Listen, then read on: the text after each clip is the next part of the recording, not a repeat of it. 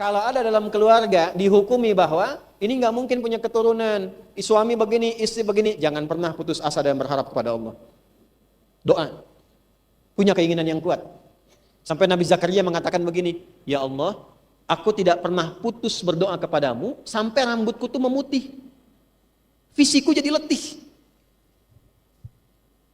Kaf ha ya ain sad. Dzikru rahmati rabbika 'abdahu Zakaria idh nada rabbahu nidaan khafiyya. Qala rabbi inni wahana al-'azmu minni washta'ala ra'su syaiba wa lam akum bidu'aika rabbi syaqiyya. Kayak ngaji baca Qur'annya. Surat Maryam. Pernahkah Anda dengar rahmat Allah, kisah tentang rahmat Allah yang diberikan kepada Nabi Zakaria dan istrinya? Ketika Nabi Zakaria berdoa dengan khusyuk mengatakan pada Allah, ya Allah, aku tidak pernah putus harapan untuk bermohon kepadamu memiliki keturunan. Dari rambutku hitam sampai rambutku memutih sampai fisikku letih. Aku tak pernah menyimpulkan putus harapan akan kehilangan harapan darimu untuk memberikan padaku keturunan. Ini saya gambarkan gini, Bu. Ilustrasi ya, walaysa kamitslihi syai'. Bu, Allah itu maha kasih tidak? Maha sayang tidak? Rahman Rahim tidak? Seorang ibu berkasih sayang tidak? Lebih kasih mana, ayah atau ibu? Ibu, ya kan? Ibu kan? Karena itu ibu punya rahim kan? Saya tanya pada ibu, kalau ada orang di depan pintu minta begini, Bu, kasih Bu, kasih nggak? Belum tentu. Naon maneh katanya. Belum tentu. Tapi kalau saya katakan begini, di depan pintu sudah 24 jam nggak meninggalkan kediaman ibu. Bu, tos sadinten sawengi abdi di dia, Bu. Bu, ibu kasih nggak? Ibu pasti kasih, minimal kan supaya orang itu tidak berada di situ kan? Ibu kebayang nggak? Ibu aja yang punya rahim bisa begitu. Allah itu Rahman dan Rahim. Ada hambanya bilang begini, ya Allah, dari rambutku hitam sampai rambutku memutih, dari fisikku kuat sampai letih, aku nggak pernah putus asa menyimpulkan bahwa engkau itu pengasih. Pasti engkau berikan aku keturunan. Kalau pada yang maha memberi, pada yang maha kasih, pada aku tidak memberi, kepada siapa lagi aku lantas mesti memohon? Nanti di ayat 38 kalimat itu ditemukan di surat Ali Imran. Itu mintanya seperti itu. Maka apa jawabannya? Fastajabna lahu. Dijawab langsung, turun malaikat. Nanti jawabannya di Quran surah ke-3 Ali Imran ayat 39-nya. Makanya nanti kisah 35 sampai 37, Hannah yang divonis tak mungkin punya keturunan, punya anak nanti namanya Maryam, perempuan. Nanti Zakaria alaihissalam dengan istrinya yang divonis tidak mungkin punya keturunan, ayat 38-nya sampai 39, punya anak diberi nama Yahya, laki-laki. Jelas? Halo? Fanadatul malaikatu wa huwa qa'imun yusalli fil mihrab annallaha yubashshiruka bi Yahya. Nanti Maryam lahir duluan, tumbuh, belajar dari situ, kemudian istrinya Nabi Zakaria mengandung, melahirkan anak namanya siapa? Yahya. Dan namanya, Bu, karena menggantungkannya kepada Allah, mintanya kepada Allah, enggak putus harapan kepada Allah, namanya pun langsung diberikan oleh Allah. Jadi Yahya itu pemberian nama langsung dari Allah. Artinya hidup. Yang kata manusia mustahil. Dari rahim seorang ibu yang divonis monofos, dan mandul, tidak mungkin punya keturunan. Kata Allah, tidak ada yang tidak mungkin. Jadi dan hiduplah dia. Maka diberi nama dengan Yahya. Balik ke Maryam. Nah, satu adabnya, jangan pernah putus harapan. Selalu perbanyak doa. Yang kedua, ini yang paling penting nih. Ustadz Abi terus ngadoa. Saya sudah berdoa. Kenapa belum terjawab? Di sini penting belajar adabnya. Ini yang mahal. Saya tanya pada ibu, tadi Hannah itu doa punya keturunan untuk apa? Mengabdi. Ya kan? Pernah nggak bawa-bawa dunia dalam doanya? Tidak. Pernah nggak dalam riwayat disebutkan Hannah berdoa, ya Allah, aku pengen punya anak, seorang dokter loh gitu. Misal, tidak salah kan? Tidak salah, boleh. Ya, dokter silahkan, arsitek silahkan. Insinyur silahkan. Tapi yang pokok apa? Kalau punya hajat, punya kepentingan yang istimewa sifatnya, sementara orang lain membatasi. Termasuk ibu nanti bawa pesan ini ke suami-suami. Dalam kondisi yang mungkin tidak mudah, sedang sulit dalam pekerjaan, rezeki dan sebagainya. Rumusnya ini. Salah satunya apa? Bawa kepentingan doa itu kepada kepentingan ibadah. Arahkan ke ibadah.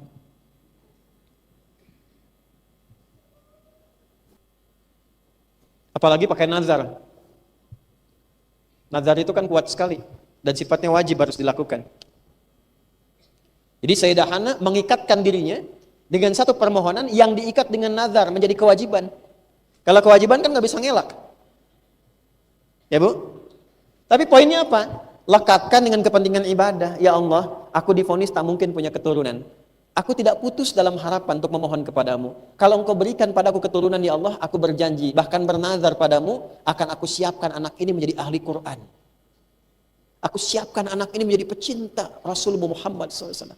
Aku siapkan anak ini menjadi ahli tauhid ya Allah. Arahkan ke situ. Sama mencari rezeki juga begitu. Ya Allah, aku sudah berusaha sholat dengan baik. Aku sudah puasa dengan baik. Tapi aku ingin sebelum meninggal ya Allah bisa berzakat juga seperti orang-orang lain yang berzakat. Mohon anugerahkan kepadaku kesempatan untuk berzakat. Zakat itu tidak mungkin kita keluarkan kecuali ada nasabnya. Nisabnya jelas. Jadi kalau ibu minta zakat 25 juta, itu harus ada nisab 1 miliar. Jadi ketika kita minta, suaminya ibu doakan, suami ibu, kan? Terus suaminya minta pekerjaan, kalau yang minta begitu sudah banyak Bu. Ya Allah mudahkan aku untuk mendapatkan pekerjaan di hari ini. Berikan aku kesempatan rezeki begini. Tapi jarang ada orang yang minta, ya Allah anugerahkan aku pekerjaan yang dengan itu aku bisa berzakat. Aku bisa berinfak.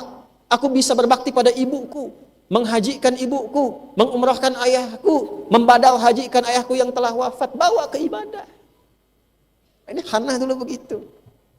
Maka kemudian ketika bernazar itu, tiba-tiba yang terjadi apa? Head, berhenti headnya, itu seketika tuh. Ketika bernazar, kemudian beliau head, berhenti headnya. Ketika selesai headnya, bergaul dengan suaminya Imran, setelah itu mengandung. Gitu. Nah ini diceritakan dalam kitab Al-Bidayah wan Nihayah di halaman 231. Jadi ini latar belakang tentang nanti akan terlahirnya Sayyidah Maryam alaihissalam, latar belakangnya ditemukan di kitab Al-Bidayah wan Nihayah. Nih dasarnya seperti itu dulu. Makanya lahir pernyataan pertama, diabadikan kisah ini di surah ketiga Ali Imran di ayat ke-35. Idh qalat imra'atu Imrana, idh, apa artinya idh? Nih saya ulangi. 500.000, apa artinya idh?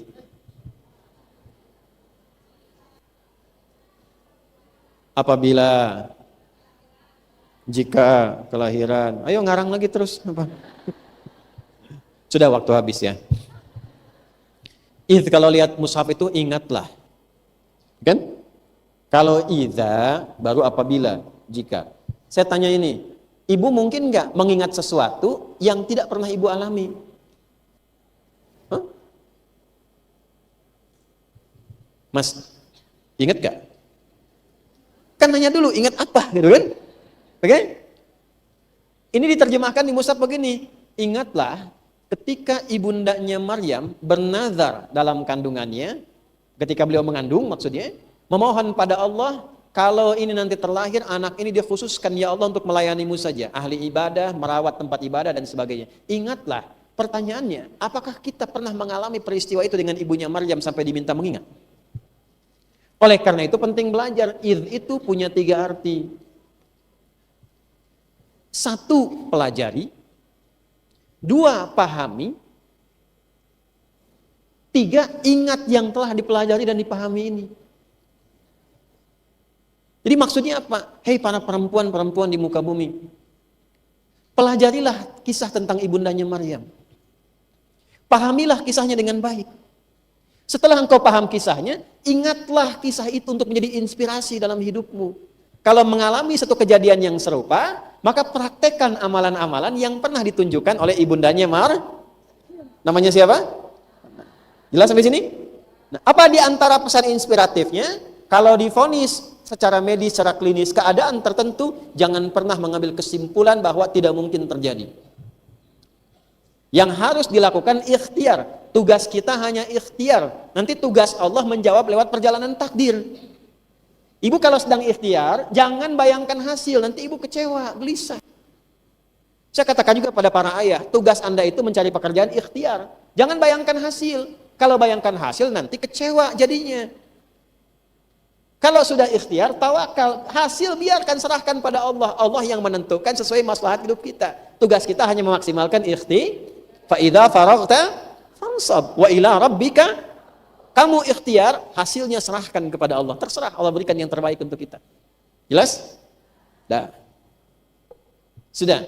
Innaka antas sami'ud du'a, ya Allah engkau pasti mendengar doaku. Nah, sekarang pelan-pelan ini mengandung, tumbuh, kandungannya semakin besar, Imran meninggal. Jadi ketika Maryam lahir, Imran tidak melihat Maryam. Halo? Baik ya? Tuh, lihat perjalanan kedua. Ini latar belakang ngaji begini penting, Bu. Jadi ketika Maryam lahir, suaminya ada tidak? Berarti single parent. Ini ada fikih single parent. Tuh. Jadi Maryam itu produk single parent. Gimana jadi single parent yang baik? Yang masih bisa merawat anak, tumbuh soleh, bahkan dari anaknya jadi lebih baik lagi. Ini fikih ini, Bu, diteruskan di kemudian hari. Ibu jangan duga yang namanya Imam Asy-Syafi'i itu, ayahnya itu ada. Imam Syafi'i tumbuh, ayahnya meninggal. Ibunya single parent, lahirnya di Gaza, yang sekarang sedang banyak diuji dengan musibah. Itu ibunya gendong. Dari Gaza ke Mekah itu sampai tawaf. Perjalanan Gaza ke Mekah sampai Mekah itu tawaf digendong. Didudukan di tempat-tempat ulama, sampai jadi bintang dari para ulama. Punya murid Imam Syafi'i namanya Imam Ahmad bin Hanbal. Imam Ahmad ini, itu ayahnya pun meninggal, beliau yatim, Bu. Yang rawat siapa? Ibunya. Sampai hafal nanti 1.000.000 hadis anaknya. Itu kalau malam, Bu, dibangunkan dini hari, kalau musim dingin itu direbusin air, dimasakin air. Air yang hangat itu diwudukan anaknya, dibawa ke masjid, diletakkan di masjid, ibadah. Ibunya kalau sedang haid, nunggu di luar, anaknya dihalaqah para ulama. Fikihnya ada di sini. Yang disimpulkan kalau seorang anak lahir kehilangan ayahnya, tidak ada harapan, nggak ada. Dan saya juga yatim. Ya, kami tumbuh yatim gitu. Alhamdulillah. Ya. Dan segala yang kita kerjakan kalau kita niatkan, insya Allah mengalir pula kepada ayah dan sebagainya. Balik ke sini. Nah ini, ketika ini mengandung, diharapkan kemudian ingin melahirkan seorang anak yang menjadi pelayan Baitullah, seorang hamba. Di masanya Imran ini, ada berapa imam tadi? Pimpinannya siapa? Dari semua pimpinan itu pun ada nabinya. Nabinya adalah Zakaria. Nih. Saudaranya Imran. Lihat sini, baik-baik. Di masa itu, pelayan rumah Tuhan itu, khadim Baitullah atau khadim atau sahibah salat, istilah pada masa itu laki-laki, nggak ada perempuan. Makanya Hannah ketika mengandung berharap yang lahir laki-laki. Pelan-pelan ya. Tiba-tiba ketika lahir perempuan. Berharap laki-laki yang lahir. Pernah nggak begitu? Pengen punya anak perempuan, lahir laki-laki. Pengen punya anak laki-laki, lahir. Pengen cepat tapi lambat. Pengen lambat ditunda-tunda tapi cepat. Pernah nggak begitu? Nah, ini fikihnya, anak itu hak prerogatif Allah. Tapi yang paling menarik fikihnya begini, setiap anak yang terlahir itu akan menyempurnakan sifat di kedua orang tuanya. Ini Bu gambarannya. Ini suami, ini istri. Dipasangkan begini. Apa fungsinya? Kekurangan di suami itu akan ditutupi oleh istri. Kekurangan di istri ditutupi oleh suami. Makanya ketika dipasangkan begini menjadi zauj namanya. Zauj itu satu pasang, satu paket yang saling menyempurnakan. Nggak bisa berdiri sendiri.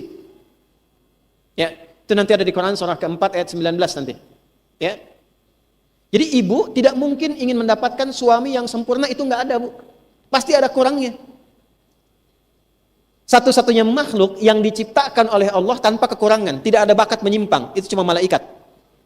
Di Quran surah 66 di ayat yang ke-6. La ya'sunallaha ma amarahum wa yaf'aluna ma yu'marun. Malaikat itu ketika diciptakan cuma dari satu bahan namanya takwa, cahaya takwa. Maka malaikat tidak punya potensi menyimpang, awas.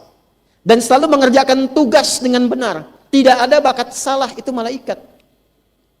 Nah, ibu punya suami sepanjang bukan malaikat, masih manusia, pasti salah. Jadi para ibu dan para nenek yang berharap mendapatkan suami idaman untuk anak dan cucunya, manusia yang sempurna, silahkan list malaikat. Saya yakin malaikat Israel sampai sekarang belum pernah tuh ada jodohnya. Sepanjang laki-laki itu manusia, pasti ada kurangnya. Sepanjang ibu pun manusia, pasti ada kurang. Menariknya pernikahan itu, ini saling menutupi yang kurang di sini, yang menyempurnakan yang ini. Makanya bersyukurlah ibu ketika menikah, itulah pasangan ibu. Jangan berharap pada pasangan orang lain. Nah, suami saya nggak seperti ustadz ya. Itu penipuan itu dari setan. Ini. Nah, nanti kekurangan di dua pasangan ini yang melengkapi nanti anak pertama. Nanti kekurangan di orang tua dan anak pertama yang melengkapi anak kedua. Makanya setiap anak itu karakternya beda-beda. Ibu jangan samakan. Semua membawa keistimewaannya masing-masing. Jelas? Nah, fikih ini penting sekali. Jadi kalau seperti ini nanti, ini akan menjadi menarik. Mengapa? Karena seringkali manusia itu punya banyak keinginan, tapi belum tentu jadi maslahat dalam hidupnya. Sama, Hana ingin anak laki-laki. Allah jawab dengan anak perempuan. Terkadang ibu begitu, pengen laki-laki lahir perempuan. Kenapa? Karena ada maslahat kehidupan yang harus disempurnakan dengan perempuan terlebih dahulu. Jelas? Oke. Yuk kita baca Qur'annya indah sekali. Falamma wada'atha qalat rabbi inni wada'tuha untha. Maka ketika lahiran, lahir perempuan. Kata ibunya begini, ya Allah, kok perempuan? Pernah ada kisah-kisah begitu ya? Nah, artinya fitrah bu, nggak apa-apa. Sesoleh-solehnya Hana sehana-hanahnya Hana, soleha. Fitrah keperempuannya keluar juga, ya Allah perempuan. Gitu. Coba lihat apa jawaban Allah. Coba. Wallahu a'lamu bima wada'at wa laysa dzakaru kal untha. Hana, aku yang lebih tahu kualitas perempuan yang terlahir ini. Dan ingat loh, perempuan punya keistimewaan yang tidak dimiliki laki-laki. Itu bahasa Allah tuh. Wa laysa dzakaru kal untha. Perempuan itu istimewa. Dia punya keistimewaan yang tidak dimiliki oleh laki-laki. Berhubung ini kajian ibu-ibu yang saya bahas itu. Nanti kajian bapak-bapak saya sebut laki-laki punya keistimewaan yang tidak dimiliki perempuan. Harus seimbang kita. Nanti ayatnya saya munculin lagi. Maksudnya apa? Kalau terlahir seorang anak itu, apapun jenis kelamin dia, laki-laki atau perempuan, itu adalah anugerah terindah yang Allah berikan. Ada keistimewaan di dalamnya. Dan ibu kalau sudah tumbuh bangga jadi perempuan, tumbuh, lahir, terhormat, ibu syukuri dengan merasa bangga jadi perempuan. Dan saya katakan ya, satu-satunya ayat tentang manusia yang meminta pede, meminta percaya diri tentang keadaan dirinya, itu hanya ditemukan di dalam Al-Quran dan khusus bagi perempuan. Kenapa? Karena umumnya, dalam pandangan umum, itu selalu menyimpulkan bahwa perempuan itu lebih lemah dibandingkan laki-laki. Perempuan itu tidak bisa mengerjakan tugas-tugas tertentu seperti laki-laki memilikinya. Tapi tidak dipelajari apa keistimewaan perempuan yang tidak dipunyai laki-laki. Maka ayat pertama yang Allah turunkan, jangan salah kesimpulan, perempuan itu punya keistimewaan yang tidak dimiliki laki-laki. Nah ini ketika diviralkan, penting kita lihat suasana masyarakatnya pada masa itu seperti apa. Kalau di ilmu sosiologi itu, ada masalah apa di masyarakat sampai menyimpulkan seperti ini? Satu, kalau ulama itu identik dengan laki-laki, ahli ibadah itu identik dengan laki, bahkan di sudut yang lain nanti saking tidak dihormatinya perempuan, ada yang baru lahir tuh sudah dieksekusi bu. Itu menyebar tuh sampai nanti ke kalangan masyarakat jahiliyah sebelum Nabi Muhammad SAW diutus, sudah sampai begitu tahapnya. Ada kalangan penganut agama tertentu, maaf ya bu, itu di dalam rumah ibadahnya, kalau tidak ada satu laki-laki belum dilangsungkan ibadah. Perempuan sebanyak apapun dianggapnya nol. Ada yang memandang bahwa Sayyidah Hawa alaihissalam, ibunda kita ke atas, istrinya Nabi Adam alaihissalam, itu bahkan ada yang saking kriminalnya, kata-katanya begitu jahat, mengatakan ini jelmaan dari iblis. jelmaan ular, karena menggoda suaminya Adam alaihissalam untuk melanggar ketaatan kepada Tuhan. Sebegitunya. Di Islam tidak pernah ditemukan. Maka fikih yang kedua, berbahagialah, perhatikan baik-baik, berbahagialah kalau diberikan oleh Allah anugerah apapun, termasuk keturunan baik laki-laki atau perempuan. Nah. Karena ini ibu-ibu, saya motivasi segini, Bu. Satu kali, Nabi cerita begini. Saat akan memasuki pintu surga, tiba-tiba ada sekelompok ibu-ibu yang pengen cepat masuk. Ini tipikal ya. Kalau ada hadiah besar, diskonnya banyak, kan ibu-ibu yang cepat pengen masuk. Surga kan besar sekali, ya, hadiahnya banyak, pengen cepat masuk. Nabi tanya, ya Jibril alaihissalam, Jibril itu siapa golongan itu? Itulah ibu-ibu yang merawat anak-anak perempuannya saat di bumi. Riwayatnya sahih. Makanya Nabi pernah komen, seorang ibu yang merawat 2 anak perempuan, pernah nggak dengar hadis itu? Ya kan? Dan 2 anak itu menjadi syafaat untuk dirinya saat yaumul hisab. Itu yang menjadikan ibu itu pengen cepat masuk sampai pengen mendahului Nabi. Ya, karena fitrah di dalam hatinya, bukan karena ketidakpatuhannya. Ya, tahu nggak kisahnya apa, Bu? Kan lagi makan, ada kurma kan? Jadi jatah anaknya sudah, jatah ibunya dibagi lagi untuk anaknya. Itu yang memberikan Nabi komen. Ibu itu langsung subscribe and like. Keturunan. Lahirnya siapa? Perempuan kan? Nah sekarang, yuk masuk ke Maryamnya. Belum kena mak, mukadimah kedua ini. Tinggal 15 menit ini waktunya. Baru mukadimah. Ya. Sabar ya, nggak ngaji dengan saya harus begitu, sabar. Wa inni sammaituha Maryam. Berikutnya adalah adab dalam mendidik anak perempuan. Nanti laki-laki di lain tempat ya. Nanti ada di surat Luqman, itu nanti terkait laki-laki. Ini untuk perempuan dulu. Nanti insya Allah kalau masuk pada bab berikutnya setelah perempuan, keluarkan nanti pendidikan anak-anak di dalam Al-Quran. Nanti kita akan turunkan. Dan kitabnya lengkap insya Allah. Sudah Bu?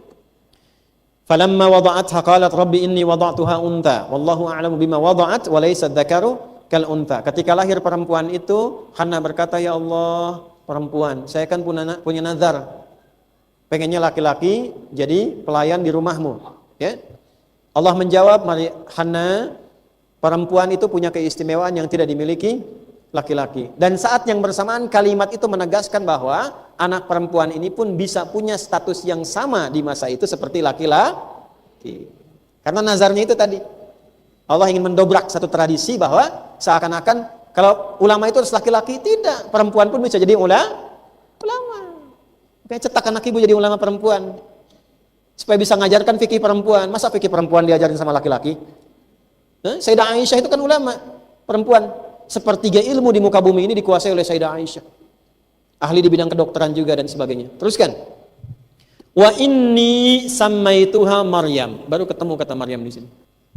Wa inni, dan sungguh aku tetapkan pada diriku. Saya baca pakai ilmu balaghah dulu ya. Dari cabang ilmu nahunya. Harfun nasbin wa taukidin tansibul isma wa tarfa'ul khabara mabniyun 'alal fathi la mahalla lahu minal i'rabi.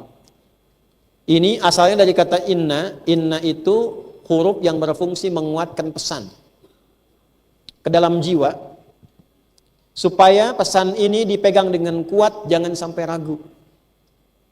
Kalau disambungkan dengan ya mutakallim menjadi inni, inna plus ya, jadi inni artinya dibawa ke pribadi. Maksudnya gini, ibu kalau sudah lahir anaknya, misalnya lahir tadi perempuan, terus ibu pengen kasih nama. Ketika memberikan nama itu, ibu harus betul-betul mencari nama yang terbaik, yang meyakinkan pada hati ibu bahwa nama itu yang terbaik untuknya. Poinnya, jangan sembarangan kasih nama. Cari nama yang bermanfaat untuk anak dunia akhiratnya.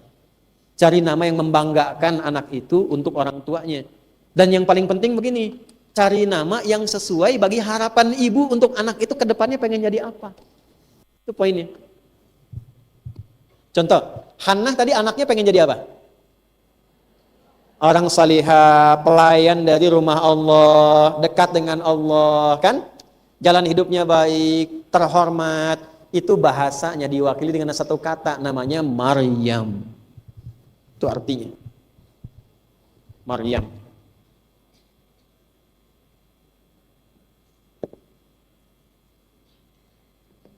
Artinya abidat, khadimah, afifah. Ini Maryam nih.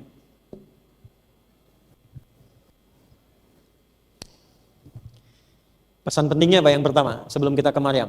Beri nama anak itu sesuai dengan doa dan harapan ibu saat anak itu dikandung. Karena setiap ibu yang mengandung pasti punya harapan untuk anaknya. Pasti itu. Kalau harapan standar pengen jadi anak soleh, itu pasti. Itu ada di Quran surah ke-7 di ayat 189.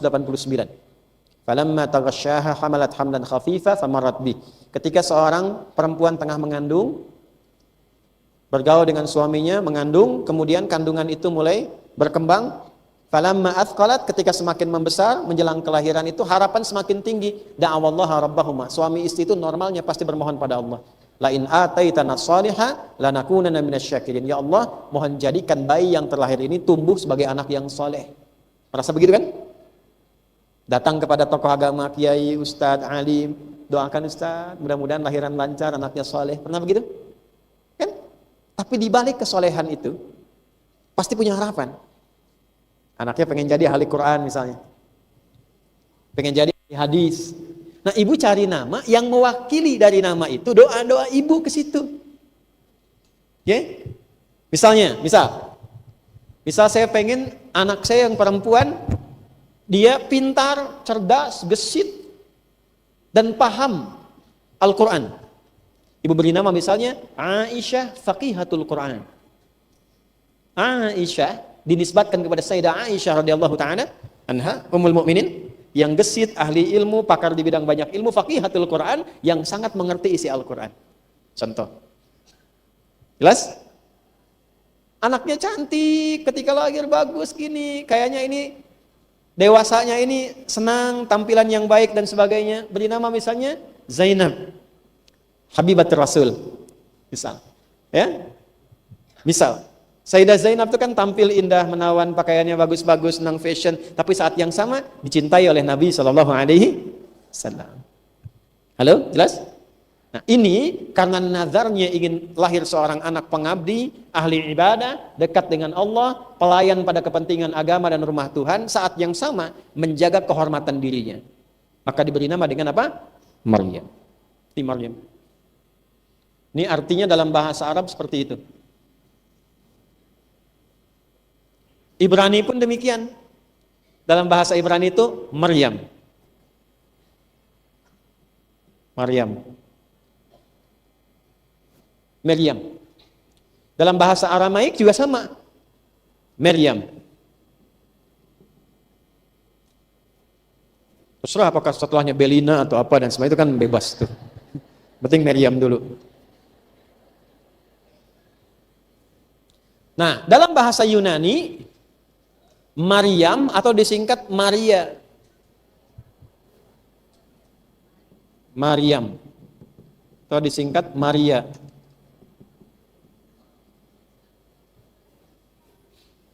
Nah, Ibu, kalau fokus saya nerangkan nasab di awal tadi itu, saya kan katakan Yunani itu kan muncul 8 sebelum Masehi. Nanti berkembang mempengaruhi Romawi 200 nanti. Ya, 200 tahun sebelum Masehi, di masa-masa itu banyak sekali Romawi dipengaruhi oleh Yunani, termasuk bahasa-bahasanya. Ibu, saya bukan cerita ya, karena saya juga dosen. Saya mengajar khusus untuk S3 di linguistik di UPI.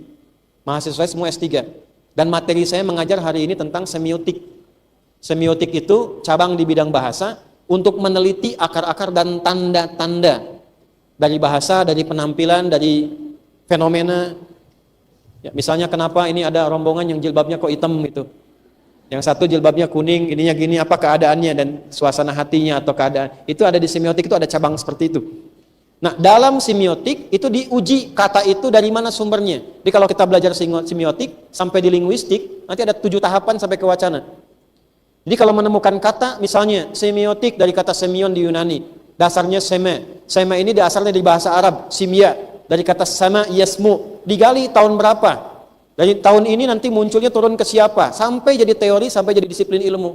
Nah, Maryam ini asal kata dasarnya itu Maryam juga dari bahasa Ibrani yang tadi. Ini yang banyak digunakan di era-eranya tadi, yang dari Nabi Ibrahim ke Nabi Musa, Nabi Daud, Nabi Sulaiman.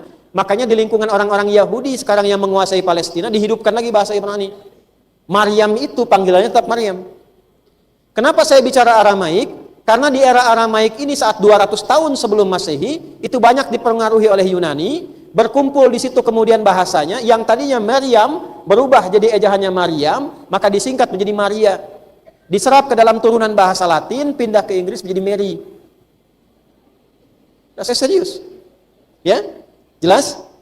Maka dari sini kemudian muncul istilah nama Maria. Asalnya ke Yunani. Dari Yunani itu singkatan dari Maryam. Tarik ke atas ya ketemu Maryam. Ini. Ibraninya Maryam.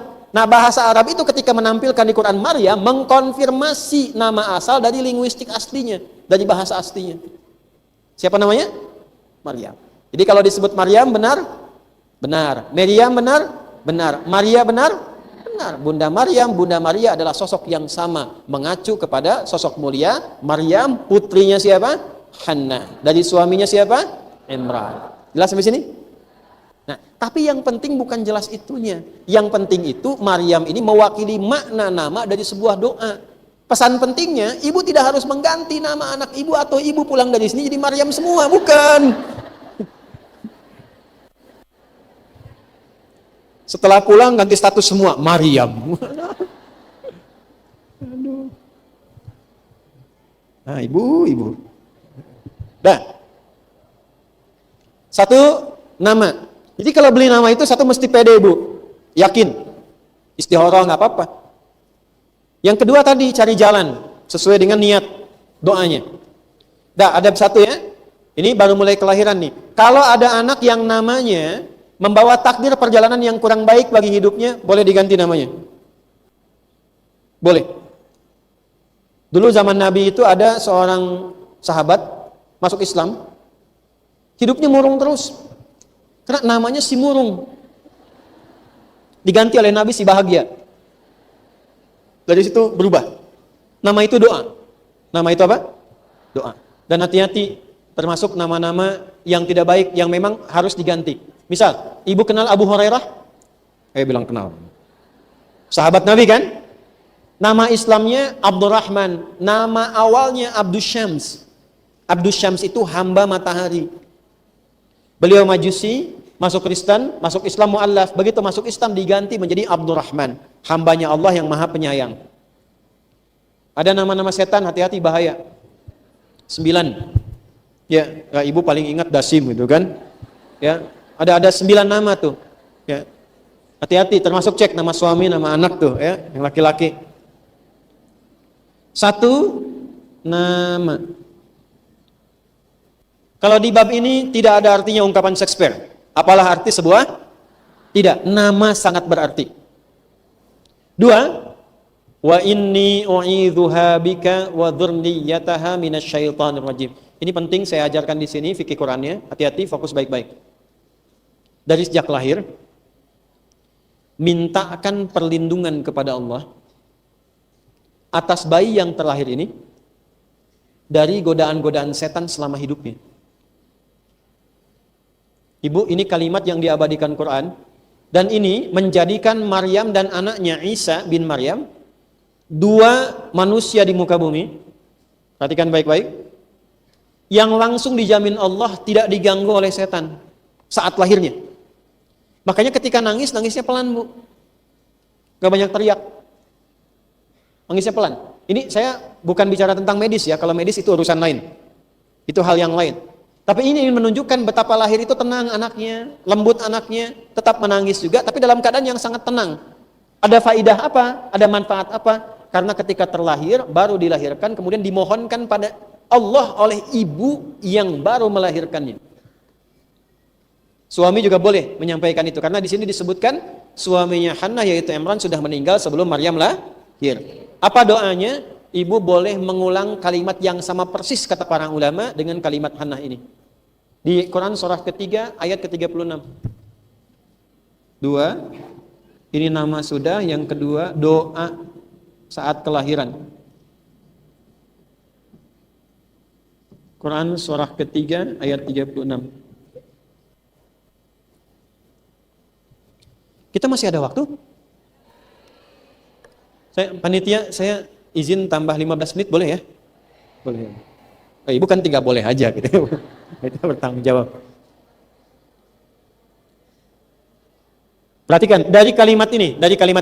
Wa inni u'idzuha bika wa dzurriyyataha minasyaitonir rajim. Perhatikan Bu ya, saya ajarkan doanya. Kalau lahiran anak, kalau sudah terlewat bagaimana Ustadz? Boleh saat malam sebelum tidur, ya, setelah anak tidur ibu pegang misalnya keningnya gini, terus ibu doakan. Allahumma inni. Nah, kalau anaknya perempuan, u'idzuha bika wa dzurriyyataha minasyaitonir rajim.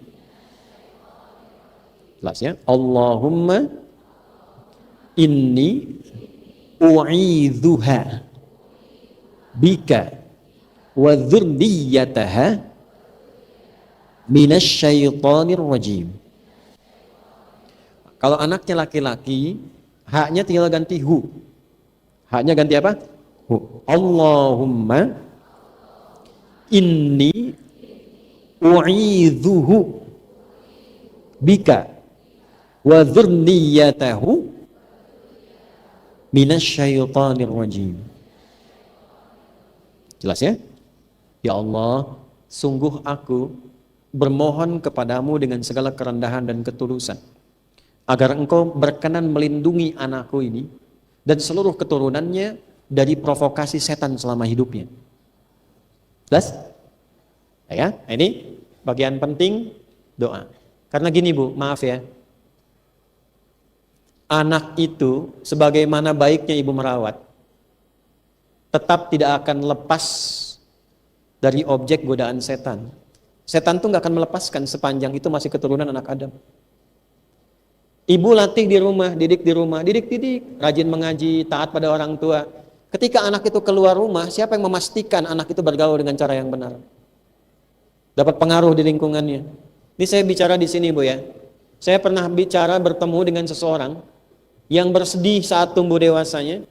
Anaknya TK-nya TK Islam, SD-nya SD Islam, SMP Islam, SMA Islam. Begitu masuk perguruan tinggi, 2 pekan tidak pulang ke rumah. Begitu pulang, minta izin pindah agama. Ibu tahu Nabi Yusuf kan? Ya kan? Punya berapa saudara? 11. Karena beliau total, Nabi Yakub itu 12 anak kan? Ya kan? Halo? 12 ini, Nabi Yakub itu tidak pernah lepas. Ini bisa ibunya, bisa ayahnya. Tidak pernah lepas memohon kepada Allah agar dilindungi 12 anaknya ini dari provokasi setan. Apa yang terjadi?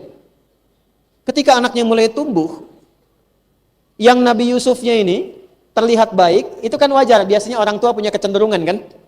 Tanpa melupakan yang lain. Nabi Yakub itu adil pada semua anaknya. Tapi melihat ada potensi lebih unggul di Nabi Yusuf alaihissalam. Maka diarahkan sesuai potensinya. Yang 11 anak ini, yang satu adiknya Yusuf namanya Bunyamin, mendukung kakaknya, mendorong ayahnya juga dengan itu. Yang 10 diprovokasi oleh setan. Supaya apa? Supaya mereka berbuat jahat kepada Yusuf ini. Maka apa yang terjadi? 10 orang rapat di samping rumah. Perhatikan Bu ya. 9 mengusulkan uqtulu Yusuf. Sudah, selesaikan Yusuf, eksekusi saja. Supaya apa? Supaya ayah nanti nggak punya perhatian lagi ke Yusuf, perhatiannya ke kita semua. Itu kan logika anak yang baru tumbuh Bu, ada remaja, cemburu kepada saudaranya. Dari cemburunya menghasilkan niat yang diprovokasi setan untuk mengakhiri hidup saudaranya. Supaya ayah perhatiannya ke kami saja. 10 kumpul, 9 memutuskan selesaikan Yusuf. Satu orang mengatakan, jangan eksekusi, cukup lemparkan aja ke tempat gelap, diambil oleh orang lain, yang penting kan menjauh dari kita. Saya tanya pada ibu, Kalau 10 orang rapat, 9 orang ada suara, 1 orang ada suara. Kalau 9 mengusulkan A, 1 mengusulkan B, 10 rapat yang diterima yang mana? Yang 9. Yang ini menarik, 9 orang mengusulkan, 1 orang mengusulkan, 10 rapat. 9 orang mengusulkan A, eksekusi Yusuf. 1 orang mengusulkan jangan, lempar aja ke tempat gelap. Yang menarik, yang diterima ini yang 1.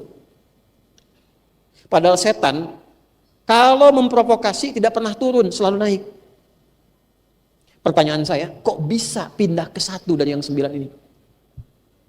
Kesimpulannya 1, karena ayahnya tidak pernah putus mendoakan semua anak-anaknya. Jadi kalaupun ada anak ya Bu, mohon maaf, terlihat perilakunya berbeda. Orang mengatakan aktif, orang mengatakan nakal dalam tanda petik, padahal saya tidak punya kosakata nakal itu. Bagi saya nggak ada anak nakal itu. Maaf ya, seunik-uniknya anak tetap simpulkan itu titipan Allah yang diberikan anugerah yang harus kita bantu supaya tumbuh. Minimal ibu doakan terus. Doakan. Jelas? Nah inilah yang dilakukan oleh Hannah kepada Maryam. Jadi 1 nama, yang kedua doa, baik ya. Yang ketiga, dipilihkan pembimbing, guru yang pintar dan salih. Jadi kalau anaknya tumbuh sekarang ibu ya mau disekolahkan, coba ibu survei dulu lihat sekolah-sekolah yang guru-gurunya termasuk maaf sekali. Semua hal yang ada di sekolah itu, baik OB-nya, security-nya dan sebagainya, lingkungannya, ibu pastikan 2 sifatnya, kualifikasinya. 1, orangnya saleh, yang kedua pintar. Tidak cukup dengan pintar saja. Kalau tidak ditemukan sifat soleh dalam kepintaran, nanti akan merusak. Termasuk pesantren. Awas nih ya, zaman berubah, pesantren ini, mohon maaf sekali lagi, ada orang yang berusaha menjadikan pesantren itu kesannya buruk. Sehingga bikin pesantren-pesantrenan, bukan pesantren betulan. Ya. Ibu teliti dulu Bu, kalau sudah namanya aneh-aneh, ya sudahlah. Ya. Lihat namanya sudah jelas, kiainya jelas, orang-orangnya jelas, kesolehannya mu'tabar, kepintarannya juga teruji, baru titipkan, ibu tenang di situ. Jangan cuma lihat ini gratis, ini nggak bayar, ini ringan, tapi ibu mengorbankan masa depan anak di dalamnya. Itu yang terjadi sekarang tuh di beberapa tempat tuh. Ya, saya dorong tuh Kementerian Agama itu diseleksi lagi tuh pesantren-pesantren itu. Karena ada yang cuma pura-pura bikin pesantren begini, tapi hanya untuk melampiaskan nafsu dan mengecilkan nama pesantren sehingga pesantren itu jatuh. Padahal pesantren lembaga hebat. Balik ya, balik. Jadi cari kriteria guru yang saleh dan pintar. Saleh tidak pintar kurang baik, pintar tidak saleh pun tidak baik. Satukan keduanya. Ibu survei lihat sekolah yang baik, yang bagus bagaimana. Dah, pelan-pelan nih. Maka 12 imam ini berebut. Imran sudah meninggal kan? Di begitu lahir Bu. Ini saya mau tutup ya karena kita mau berakhir. Kan masih ingat gak? Hannah kan bernazar kan? Nazar ya? Nazarnya kan akan diserahkan supaya dirawat ya. Jadi merawat rumah Allah tumbuh nanti jadi seorang hamba yang taat ibadah, rajin dan sebagainya. Maka ini kan harus dititipkan, yang merawatnya siapa? Maka ketika baru dilahirkan, diberikan ASI cukup dan seterusnya, maka diserahkanlah. Ini dalam bahasa kitab itu dibungkus pakai kain, dibaguskan. Setelah itu dicukupkan, diserahkan kepada para imam-imam tadi. Maka imam-imam itu berebut ingin merawat Maryam ini supaya mereka menjadi orang yang merawatnya tumbuh menjadi anak yang sukses, solehah.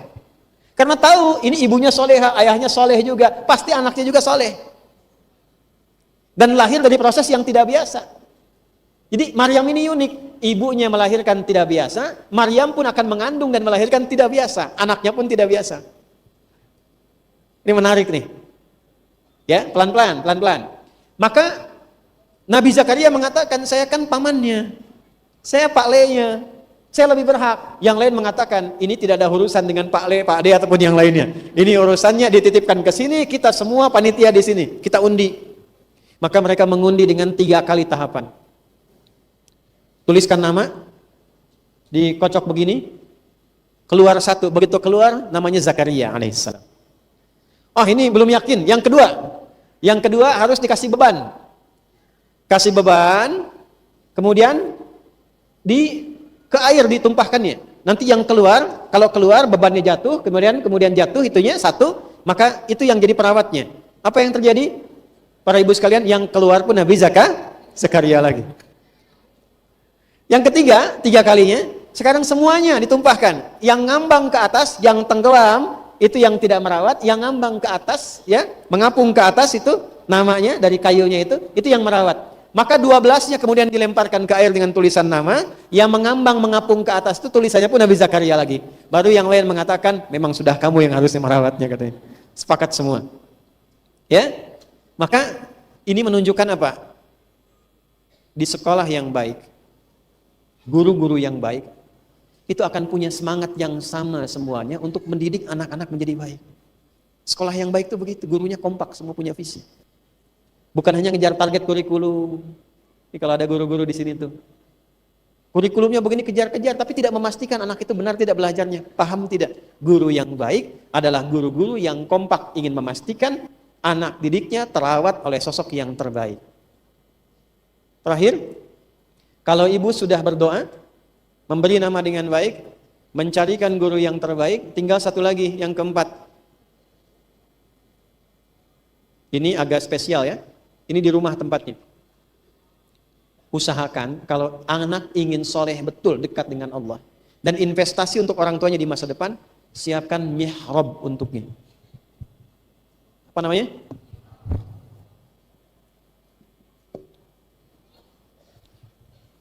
Apa itu mihrab? Tempat yang dikhususkan untuk ibadah. Definisi gampangnya begitu. Mihrab ini punya 2 keutamaan. 1, mempercepat datangnya rizki dari sisi yang tidak diduga. 2, mempercepat jawaban doa. Semakin soleh orangnya, semakin solehah, dia punya mihrab, terkadang belum minta Allah sudah beri. Jadi ada orang begini Bu, dia minta memohon, ini saat dikabulkan, dia minta memohon, begitu disebutkan Allah kasih. Ada orang yang baru terbersit di benaknya, saking dekatnya hubungannya dengan Allah, dan dia butuh itu, baru terfikir Allah sudah berikan. Nah, mihrab itu mengantarkan pada yang kedua. Kenapa tempat imam diberi nama dengan mihrab? Karena diharapkan imam saat memimpin jamaahnya menunaikan ibadah, doanya cepat diterima oleh Allah Subhanahu wa taala. Karena itu tidak boleh sembarangan memilih imam dalam masjid. Nah, ibu boleh bisa siapkan mihrab di dalam rumahnya. Bisa satu bentuk ruangan, atau kalaupun ruangannya terbatas, sehamparan sejadah. Syaratnya cuma satu, jangan campuri di dalamnya dengan urusan yang bukan ibadah. Bahasa gampangnya, khususkan untuk ibadah saja, walaupun sehamparan sejadah. Di situ ibu berdoa, baca Qur'annya, sholatnya, zikirnya. Di luar kepentingan ibadah, ibu keluar dari mihrab. Jelas? Termasuk bikin status. Keluar. Sedang di mihrab nanti ya teleponnya. Nah, keluar. Sudah berapa? Saya sebutkan 4 ya. Yuk, 1 apa masih ingat? Berina. 2, 3, pilihkan guru yang baik, soleh dan cerdas. 4, siapkan Nah, sekarang saya tutup ayat 37-nya. Fataqabbalaha rabbuha biqabulin hasanin wa ambataha hasanan wa ambataha nabatan hasanan wa kaffalaha Zakaria. Kalau ada orang tua menyiapkan seperti itu, maka Allah akan cepat merespon, cepat menerima semua ikhtiar yang telah disiapkan orang tua itu. Jadi kalau ada ibu sekarang pulang ke rumah menyiapkan tuntunan ini untuk anaknya, walaupun sudah terlahir, ibu siapkan, ibu ikhtiarkan, ibu doakan, ibu yakinkan kepada Allah, carikan orang-orang baik untuk bisa membimbing dia. Perhatikan kalimatnya, fa harfu atfin rabitin baina syai'aini bila haddin. Huruf konjungsi yang menyambungkan 2 peristiwa dengan cepat. Peristiwa pertama ikhtiar 4, peristiwa kedua balasan yang Allah berikan. Antara ikhtiar dengan balasan tidak ada jeda, langsung Allah berikan. Fataqabbalaha rabbuha, maka Allah menerima ikhtiar orang tua yang menyiapkan seperti ini. Dalam kasusnya Maryam, maka Allah menerima ikhtiar Hannah untuk Maryam itu. Biqabulin hasanin, dengan penerimaan terbaik. Kalau sudah Allah terima, ibu nggak usah repot lagi. Wa anbataha nabatan hasana. Allah yang rawat Maryam itu dengan perawatan terbaik. Ibu nggak pusing bu ngurus rezekinya. Allah yang rawat. Jadi investasi dari sekarang supaya ibu nggak repot ke depan. Termasuk bab rezeki bu. Ibu nggak usah rawat lagi, nggak usah mikirin. Nanti Allah yang kirimkan. Yang paling hebat, walaupun ibu capek di awal, mendidik, capek mengingatkan, kadang-kadang mesti pisah sebentar dengan anak, nangis lagi, doa lagi. Tapi setelah anak itu tumbuh dan diperhatikan oleh Allah, semua investasi itu dibayar lunas. Ibu tinggal tunggu kebahagiaannya aja. Karena rezeki itu ada yang datang dari orang tua ke anak, ada yang datang dari anak ke orang tua.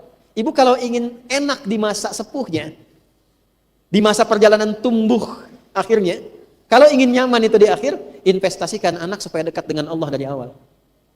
Ini musim haji ya. 8 tahun lalu saya memimpin rombongan haji. Saya Amirul Hajj khusus undangan dari Saudi waktu itu. Untuk satu pesawat. Hampir sepertiga dari yang mendapatkan undangan itu ternyata anak-anak penghafal Quran. Ibunya nggak hafal bu, ibunya nggak hafal. Dan menariknya rata-rata, maaf sekali, itu anak yatim. Jadi ibunya berjuang menitipkan anaknya supaya hafal Quran dari kecil. Ibunya nggak hafal, anaknya hafal. Ternyata anak itu dari hafalannya, bagus hafalannya, sampai beritanya ke sana, diundang. Yang diundang itu anaknya, ibunya, gurunya, musyrifnya, dan teman-temannya. Di satu anak bisa bawa 6 orang. Gitu. Coba dari sekarang deh. Kami termasuk sama. Ibunda kami, saya lahirkan, saya katakan tadi, saya 13 tahun, ayah saya meninggal. Kan? Masih ada adik kami satu itu. Itu yang dilakukan. Nah kalau sudah 4 ini dikerjakan, apa yang terjadi? Wa kaffalaha Zakaria, dirawat oleh, tadi dididik oleh sosok yang tadi kita sebutkan, soleh, dekat dengan Allah. Ya walaupun sekarang kita sudah tidak ada nabi, tapi ikuti petunjuk nabi. Ustadz-ustadz, kiai-kiai yang mengikuti petunjuk nabi, ngajarnya benar, mendekatkan diri dengan Allah. Titipkan pada yang seperti itu. Jadi di kemudian hari, walaupun anaknya itu tumbuh nanti jadi kiai, mungkin bapaknya bukan kiai, ibunya bukan ya, seorang nyai atau sebagainya, tapi anaknya tumbuh mengangkat derajat orang tuanya. Kullama dakhala 'alaiha Zakaria al-mihrab wajada 'indaha rizqa. Keutamaannya, setiap Nabi Zakaria mengantarkan kebutuhan Maryam ke mihrab.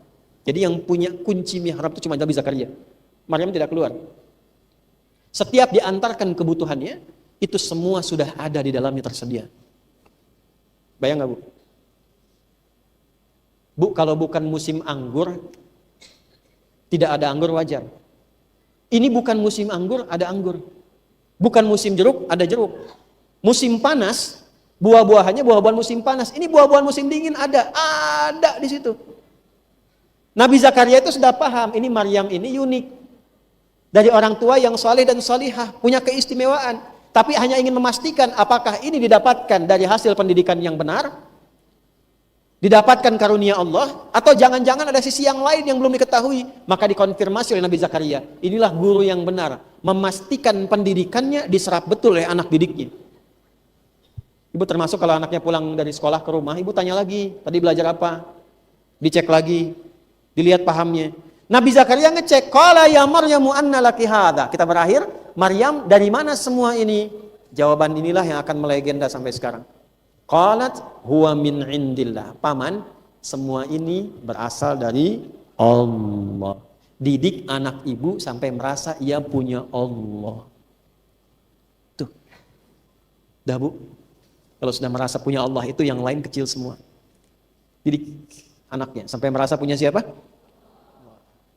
Minimal dari lisannya dulu, dekatkan dengan nama-nama Allah. Sehingga kalau melihat sesuatu, Masya Allah, ada sesuatu, Astagfirullah, Ya Allah, sampai kenal Allah dulu, kenal. Yang penting disebut dulu. Jangan paksakan paham, yang penting kenal, biasakan. Situasi di rumah dekatkan dengan Allah, setel murattal. Jelas? Kalau itu sudah terjadi, nanti karunia Allah turun. Apa ujungnya? Innallaha yarzuqu may yasha bighairi hisab. Paman seperti paman tahu, Allah pasti akan mengirimkan rizki bahkan dari sisi yang tidak pernah terduga sebelumnya.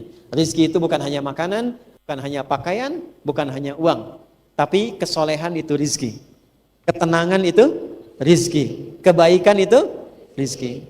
Ibu punya rumah yang luas, besar, Tempat tidurnya bukan tidurnya. Tempat tidurnya empuk, tapi tidak mendapatkan ketenangan, tidak ada kenikmatan. Tapi ibu ngaji Al-Kahf hari Jumat, malamnya ibu baca Yasin, siang ibu baca Al-Kahfi, ada 4 kisah. Kok bisa? Ada anak-anak muda masuk ke gua. Gua itu kan terasa, Bu, batu, alasnya keras, tapi saking nikmatnya tidur, bisa tidur 309 tahun. Ada orang masuk rumah, kasurnya empuk, baru tidur 3 detik udah bangun lagi. 309 tahun saking nikmatnya tidur. Kalau sudah dekat dengan Allah, ya. Apa coba kalimat yang melegenda di surat Al-Kahf itu? Innahum fityatun amanu bi rabbihim wazidnahum huda. Mereka anak-anak muda yang sudah merasa punya Allah, lalu kami lindungi kehidupan mereka. Tuh. Jadi kalau sudah dirawat Allah, kecilnya disayang, remajanya dirawat, tumbuh dewasanya ada dalam naungan Allah Subhanahu wa taala. Itu indah. Nah, pertanyaannya begini, setelah Maryam disiapkan mihrab, disiapkan pengajar, bagaimana cara Maryam ibadah sampai mendapatkan semua keistimewaan itu? Sampai nanti mengandung, melahirkan, punya anak lebih hebat dibandingkan ibunya. Ibu kalau pengen keluarga itu dilihat hebat, lihat nih. Imran. Istrinya siapa? Hannah. Ini suaminya Imran. Saleh tidak? Hannah salihah tidak? Punya anak siapa? Maryam ketika lahir lebih salihah dibandingkan ibunya, lebih saleh dibandingkan ayahnya. Jadi ibu menjadi ibu yang hebat kalau bisa mendidik anak lebih baik daripada ibunya. Ibu boleh nggak hafal Quran, tapi siapkan anak saya mesti lebih baik daripada saya. Hafal. Nanti anaknya punya anak lagi, cucu ibu lebih baik daripada ibunya, plus kakek neneknya. Maryam punya anak siapa? Isa. Maryam bukan nabi, Isanya nabi. Maryam bukan rasul, Isanya Jadi keluarga hebat itu selalu melahirkan orang-orang hebat, lebih hebat dari sebelumnya. Itulah kenapa disebut Nah, pertanyaannya, ibadah apa, kegiatan apa, ketaatan apa yang dikerjakan oleh Maryam sampai mendapatkan karunia-karunia semacam ini? Itu yang akan kita bahas di pertemuan berikutnya, insya Allah. Terserah. Yang penting waktu habis. Jelas, Bu? Sebentar sebelum lahir. Ini saya kasih PR dulu, enak aja PR dulu. Enggak, mulai sekarang akan ada PR. Ya, kalau bisa sih dikumpulkan PR-nya. Minimal diperiksa. Kata Maryam di dalam Al-Quran, yang disebutkan khusus namanya saja Maryam, atau Maryam binti Imran, disebutkan sebanyak 11 kali. Yang disandingkan dengan anak beliau yang tercinta, Nabi Isa bin Maryam, disebutkan kurang lebih sebanyak 20 kali. Total berapa? Maryam saja disebutkan 11 kali. Yang dengan Isa disebutkan berapa? 20 kali. Ada yang menyebut 13 kali, tapi saya meneliti ulang ditemukan 20 kali. Total berapa?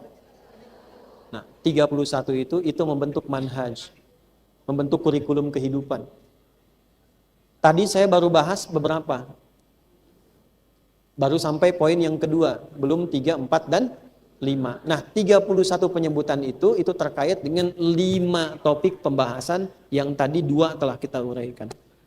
Ya, jadi telah kita bahas yang ayat 33, 34, 35. 35 mulai disebutkan nama Maryamnya, 35 nazarnya, 36 namanya, 37 berkaitan dengan gurunya. Nanti kita akan teruskan ke ayat-ayat berikutnya yang terkait dengan ketaatan-ketaatan dan sebagainya. Pertanyaan saya satu sebelum ditutup. Yang bisa jawab? Bagus.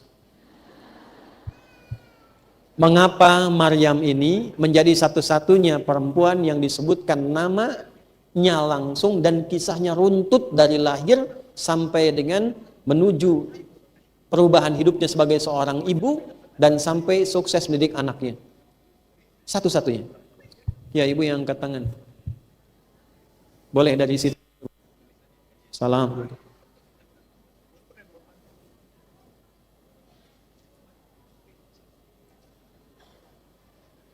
Baik, terima kasih. Sudah cukup satu saja ya. Jawabannya kurang tepat ya Bu, tapi tidak apa-apa. Bagus. Begini, ini penting sekali sebelum nanti kita sampai ke tahap berikutnya. Mengapa Allah menyebutkan nama Maryam langsung dengan keturunan ke atasnya dan ke bawahnya? Maryam anak siapa, keturunan dari siapa, perjalanan hidupnya bagaimana, kebiasaannya bagaimana sampai dengan punya anak. Karena Maryam itu satu-satunya perempuan di muka bumi yang mendapatkan prasangka dari sebagian manusia bahwa ia melahirkan anak yang statusnya menjadi Tuhan. Sehingga ada yang mengira itu ibunya Tuhan. Maka dijelaskanlah oleh Allah sifat-sifat Maryam untuk memberikan pemahaman pada manusia bahwa Maryam ini punya sifat kemanusiaan seperti manusia pada umumnya. Berbeda dengan sifat Tuhan. Salah satunya, untuk membebaskan prasangka yang disematkan kepada Maryam, sehingga tetap menjaga kehormatan dirinya, sehingga berada dalam keadaan yang soleh sebagai statusnya seperti seorang hamba. Yang kedua, menjelaskan kesalahpahaman kepada manusia yang menduga Maryam sebagai ibu melahirkan anak dan diangkat menjadi Tuhan. Maka dijelaskanlah oleh Allah sifat-sifat manusianya. Yang kedua, logika. Logika apa?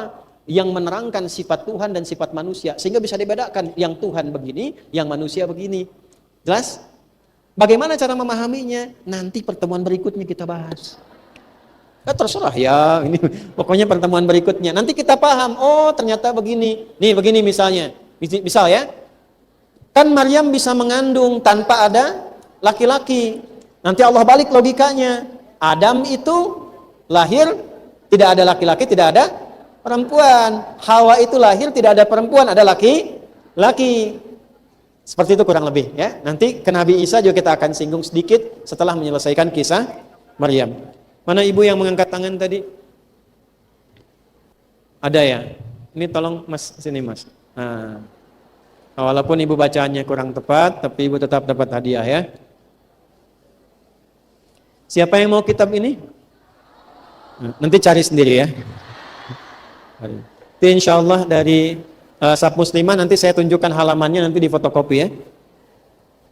Ibu sekalian, demikian yang dapat saya sampaikan. Malam nanti ada pengajian cukup penting materinya tentang bagaimana kita mendekati Allah lewat Islam, iman dan ihsan. Mudah-mudahan diberikan kelapangan waktu terutama pada para suaminya untuk mengaji. Allahumma taqabbal minna innaka antas sami'ul alim wa tub 'alaina innaka antat tawwabur rahim. Rabbana atina fid dunya hasanah wa fil akhirati hasanah wa qina adzabannar. Wa sallallahu ala sayyidina Muhammad wa ala alihi wa sahbihi ajma'in. Subhana rabbika rabbil izzati amma yasifun wa salamun alal mursalin wa akhiru da'wana subhanakallahumma rabbana wa bihamdika nashhadu an la ilaha illa anta nastaghfiruka wa natubu ilaik. Alhamdulillahi rabbil alamin. Assalamualaikum warahmatullahi wabarakatuh. Assalamualaikum warahmatullahi wabarakatuh. Alhamdulillahi rabbil alamin. Segala puji hanya milik Allah Subhanahu wa ta'ala yang telah memberikan kepada kita begitu banyak nikmat. Di antaranya nikmat iman, nikmat Islam, nikmat kesehatan, dan kesempatan untuk menuntut ilmu melalui kajian yang sangat berharga ini.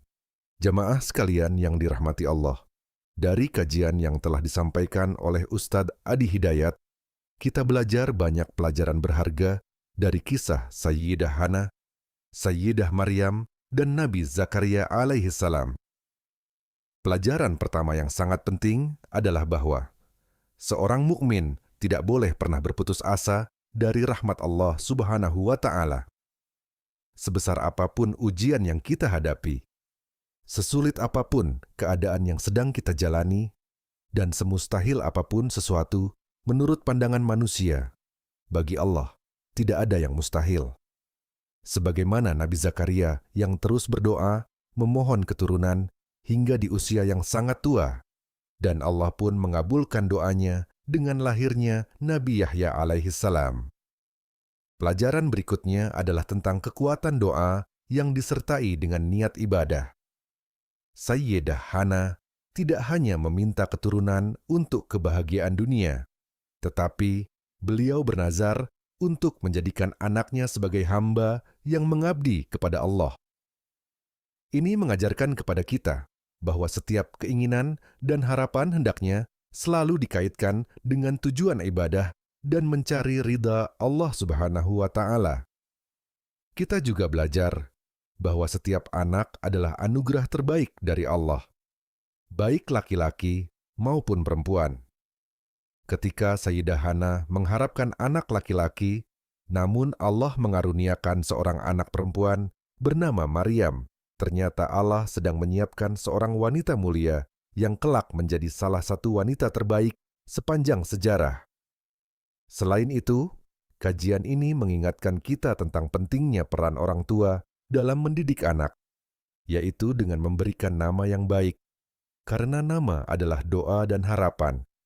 Senantiasa mendoakan anak agar terlindungi dari godaan setan, memilih guru dan lingkungan yang saleh serta berilmu, serta menyediakan tempat ibadah atau suasana yang mendekatkan keluarga kepada Allah di dalam rumah.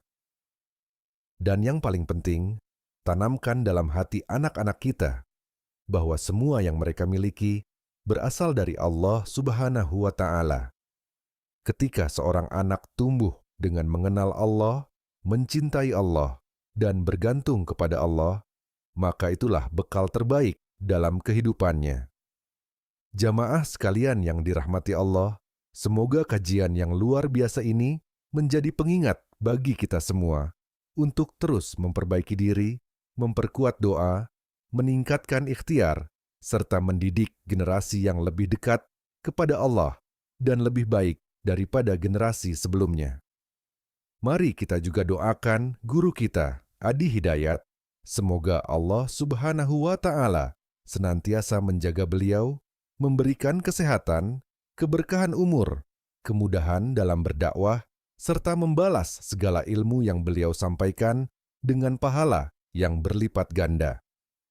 Silakan tuliskan doa terbaik Anda untuk Ustadz Adi Hidayat di kolom komentar. Insya Allah doa yang baik dari kaum muslimin akan menjadi amal kebaikan bagi kita semua. Jika video ini bermanfaat, jangan lupa untuk like, share, dan subscribe channel ini agar semakin banyak saudara-saudara kita yang dapat mengambil manfaat dari ilmu yang disampaikan. Aktifkan juga tombol lonceng notifikasi agar tidak ketinggalan kajian-kajian Islam yang bermanfaat berikutnya. Terima kasih atas perhatian dan kebersamaan jamaah sekalian hingga akhir video ini. Wassalamualaikum warahmatullahi wabarakatuh.